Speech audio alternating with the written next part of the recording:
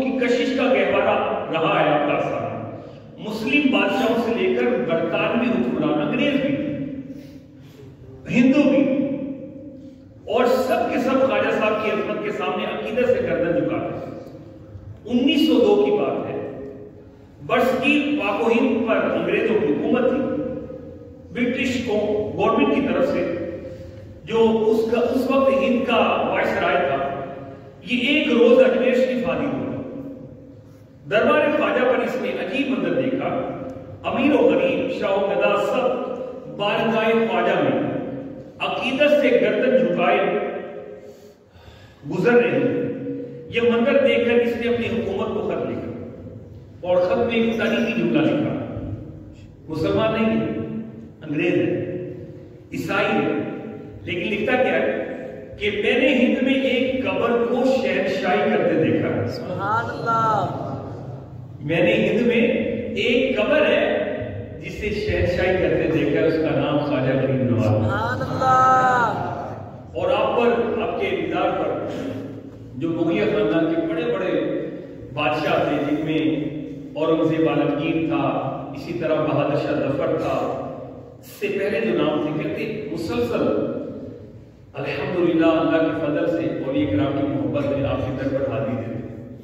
اورنگزیب عالمگیر ایک دفعہ آیا تو آپ کے آستانے پر، اس بات کو ابھی سنت فیضان سنت میں بھی لکھا ہے، آیا تو ایک نبینہ دیکھا جو صدا لگا رہا تھا، خواجہ مجھے آنکھیں عطا کر دو اللہ کے واسطے.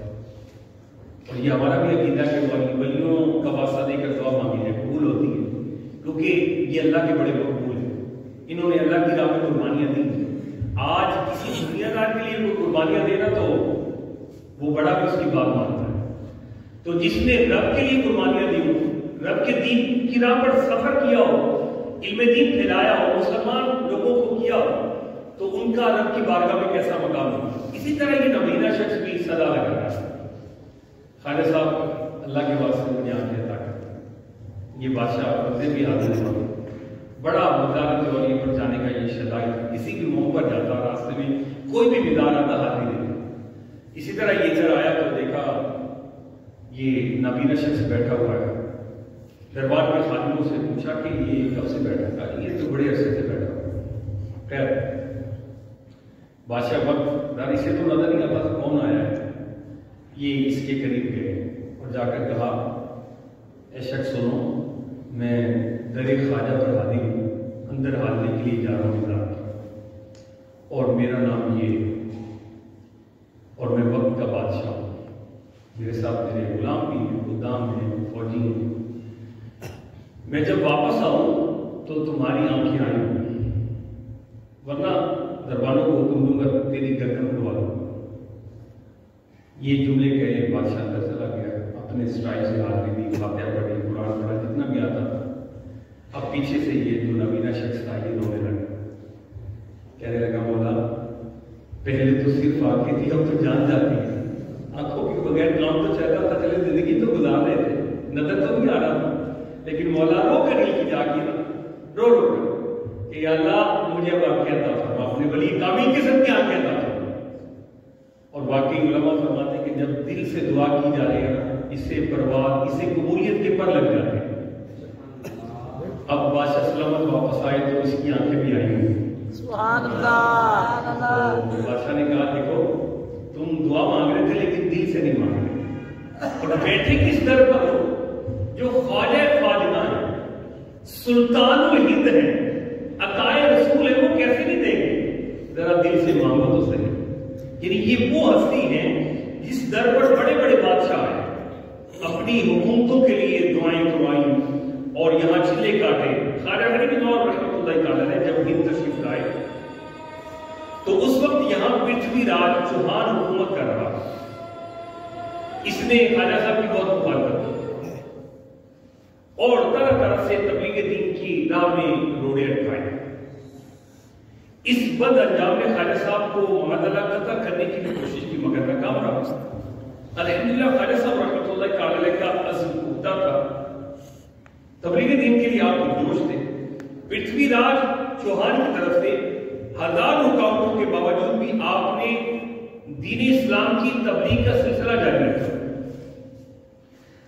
کرامت دکھا کر حسن اخلاق کے ذریعے مسلسل نیکی کی دعوت دے کر دین کا کام کیا اور بہت سارے کافروں کو کلمہ پڑھایا۔ خواجہ صاحب رحمۃ اللہ تعالی علیہ کا مرید راجہ کے ہم غالب تھا۔ راجہ کو جب پتہ چلا کہ میرے ملازموں میں بھی ایسا کوئی بندہ ہے جس نے اسلام قبول کر لیا، اللہ کو ایک کہتا ہے، اللہ کی عبادت کرتا ہے، خبر ہوئی تو اس نے اس پر ظلم شروع کر دیا۔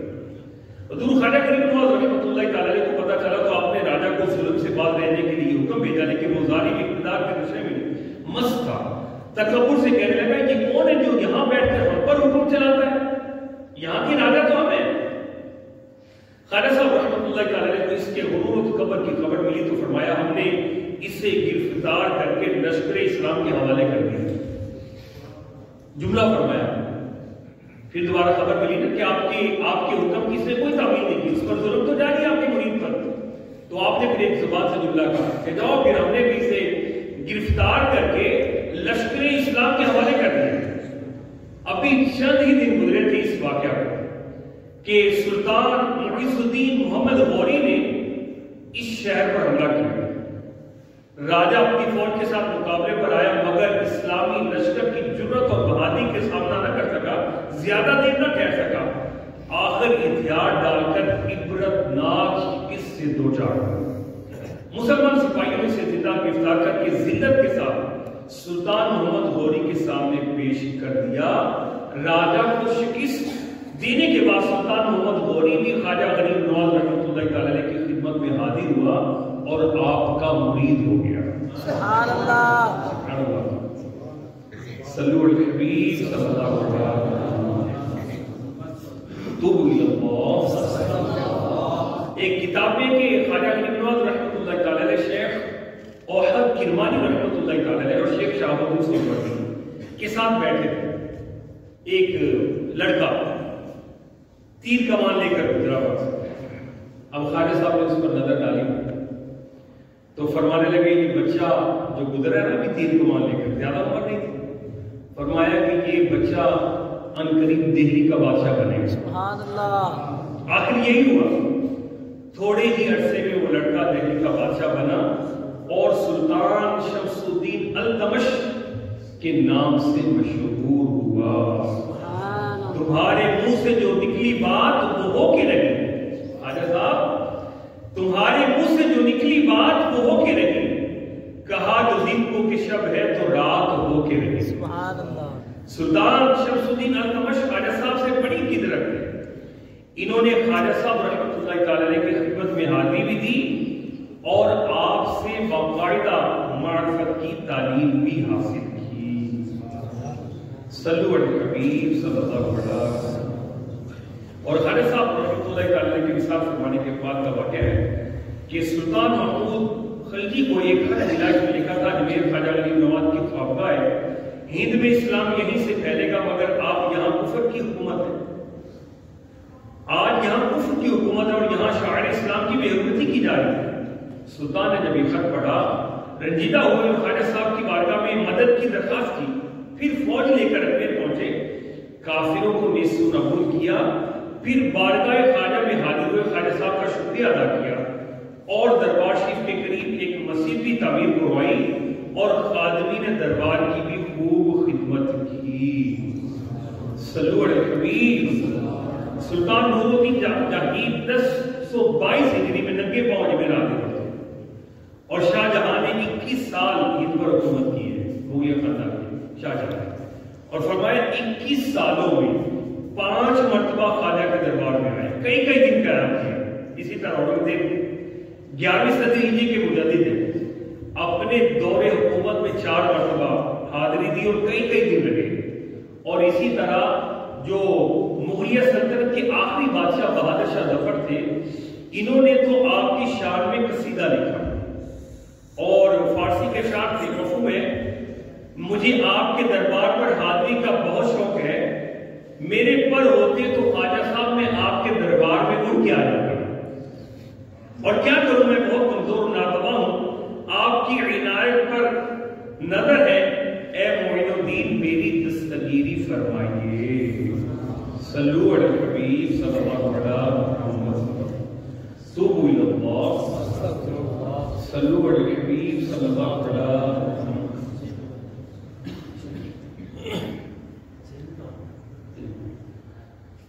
پیار میٹھے اسلام بھائیوں، الحمدللہ بدل دعوت اسلامی جو